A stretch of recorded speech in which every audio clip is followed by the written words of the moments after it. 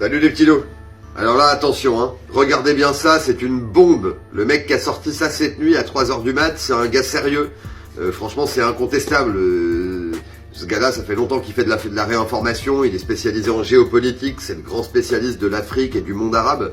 Et là, il a sorti ça comme ça, et c'est incroyable, le témoignage de ce mec. Écoutez bien, regardez les petites photos à la fin. Donc je vous laisse regarder ça et je vous reprends à la fin. A tout de suite les petits loups.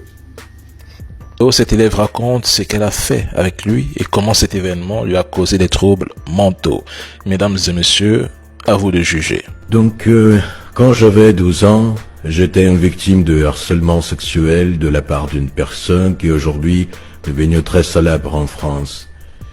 Et vraiment, c'est une histoire très longue et compliquée, et donc je vais la raconter dans ma langue maternelle. Et je vais faire les sous-titres pour mes amis américains, donc. Ma famille et moi, nous avons vécu à Strasbourg, c'est ma ville natale. Et depuis 7 ans, je vis aux États-Unis, à New York. Et donc, j'avais fait mes études au collège Lucie Berger, à l'époque où l'épouse actuelle du président français, Brigitte Macron, enseignait. Et si je ne me trompe pas, ils se sont rencontrés plus tard, elle n'était pas sa femme à l'époque.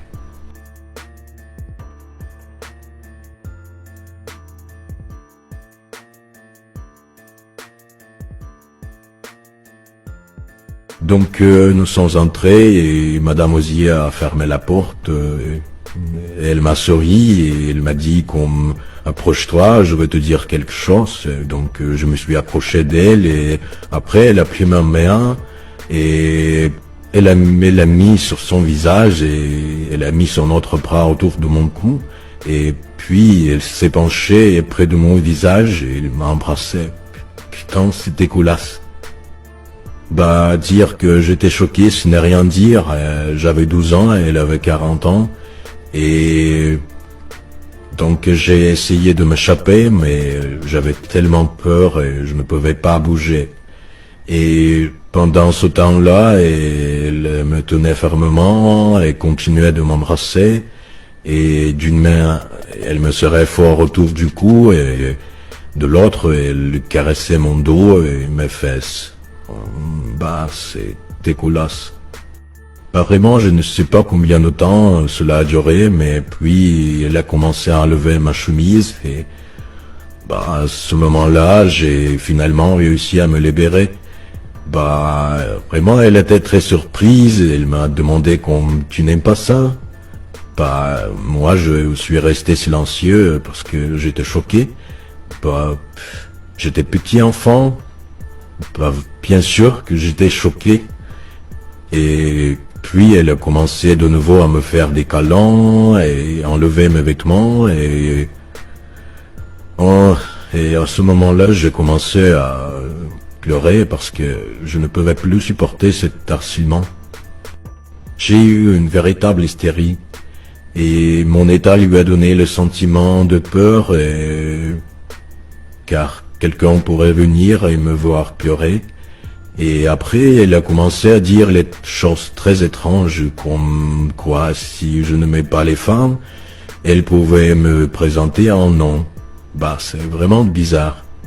J'ai répété plusieurs fois que je voulais rentrer chez moi et je lui ai demandé d'ouvrir la porte. Finalement, elle a ouvert la porte. Mais aussi, elle m'a accompagné jusqu'à la sortie de l'école. Et vraiment, je ne me souviens pas comment je suis rentré chez moi et j'ai passé toute la soirée dans ma chambre et j'ai dit à mes parents que je pensais que j'étais en train de tomber malade et comme ça, j'ai réussi à sécher les cours pendant une semaine.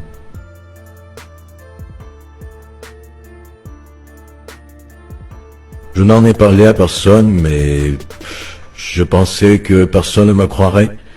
Mais comme maintenant la vérité sur la famille Macron est devenue publique, et donc j'ai décidé de partager mon histoire avec vous, mes amis, et je suis pas intéressé à devenir célèbre, mais au contraire, j'ai peur. Mais je voulais juste partager mes émotions avec vous, parce que vous savez que j'avais des problèmes mentaux et psychologiques, et donc, mais j'ai réussi à les régler pas à pas.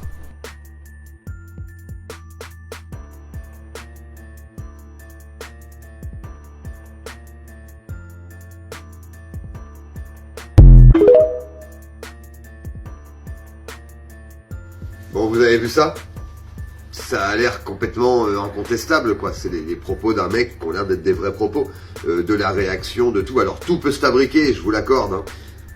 Mais là, voilà, et puis il y a les photos à la fin, il peut justifier qu'il a bel et bien été dans sa classe et tout ça. Donc c'est vraiment une affaire à suivre. Abonnez-vous, likez, et cet après-midi, normalement, j'ai 2 bombes à vous sortir. Faut juste que je trouve le temps de le faire. Donc abonnez-vous, likez, partagez, et à tout à l'heure. Ciao.